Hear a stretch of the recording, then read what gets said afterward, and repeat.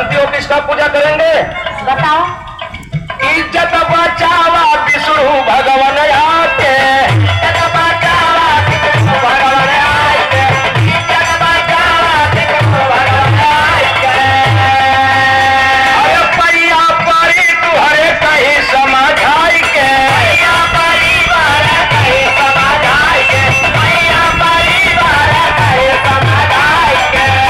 अरे पीछा छोड़ा दा हो, पीछा छोड़ाई दा, यही फटिया से पीछा छोड़ाएगा, यही फटिया से पीछा छोड़ाएगा, यही फटिया से पीछा छोड़ाएगा।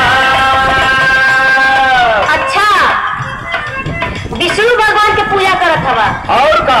लेकिन उनका कहानी ना जानत हवा। कहीं नहीं गड़बड़ हुआ का भाई? हाँ, नारी बदे भइल आनर, नारद के कैले बानर, नारी बदे भइल आनर, नारद के कैले बानर, नारी बदे भइल आनर, नारद के कैले बानर। नारी बदे भइल आनर, नारद के कैले बानर, कागज प्यार के भरे तू पहाड़ी आएंगे, कागज प्यार के भरे पहाड़ी आएंगे, कागज प्यार के भरे पहाड़ी आएंगे, पहाड़ी आएंगे, पहाड़ी आएंगे, पहाड़ी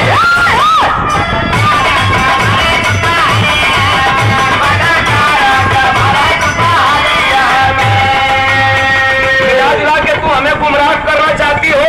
हाँ, हमारे विष्णु भगवान भी गड़बड़ है, तो अब हम हनुमान जी की पूजा करेंगे। जैसे हनुमत भैला बाल ब्रह्मचारी, जैसे हनुमत भैला बाल ब्रह्मचारी, जैसे हनुमत भैला बाल ब्रह्मचारी। अरे चर्चा तुहार गावे दुनिया सारी, चर्चा तुहार गावे दुनिया सारी, चर्चा तुहार गावे दुनिया सारी। हे हनुमान स्वामी, तू तो बाल ब्रह्मचारी हुआ, ये भक्त के कष्ट जान सकेला। अरे बतिया बनाता हो, बतिया है बनाईता, एक कबीराई मरी बतिया बनाईता, एक कबीराई मरी बतिया बनाईता, एक कबीराई मरी बतिया बनाईता, बतिया बनाता हो, बतिया बनाता, एक कबीराई मरी बतिया बनाईता, एक कबीराई मरी बतिया बनाईता। अच्छा, हनुमान जी के बारे में पूछा था। और का? हनुमान बाल ब्रह्मचारी हुआ ई नहीं जानत हवा। का? जब श्री राम जी ससुरारे अपने गैलन, अच्छा, साथ में हनुमान जी गैलन, सीता जी के सखिया सहेली जब श्री राम जी से मजाक करे लगली, हनुमान जी सोचल करे बाप रे बाप, हमरा शादी भइला त हमहू से मजाक होत कि ना। भगवान राम अपने भक्त के दिल के बात जब जलन, उहे कलयुग में हनुमान भइल के ये भाई बताओ तनी। लेला कलयुग में अवतार भइला लोरी का जुझार, लेला कलयुग में अवतार भइला लोरी का जुझार, लेला कलयुग में अवतार भइला लोरी का जुझार।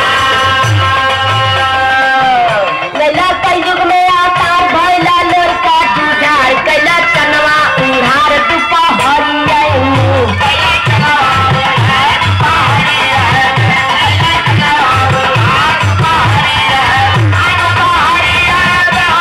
दुपहरी आएंगे,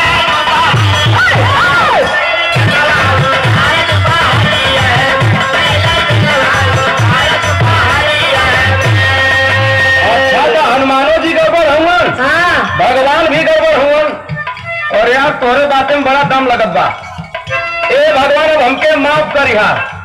हई लाय अपन कंठी, हई लाय अपन माला, हई सरंगी गुदरी, अब अपन समारा हमहू चलत है अपन दुनिया बसावे।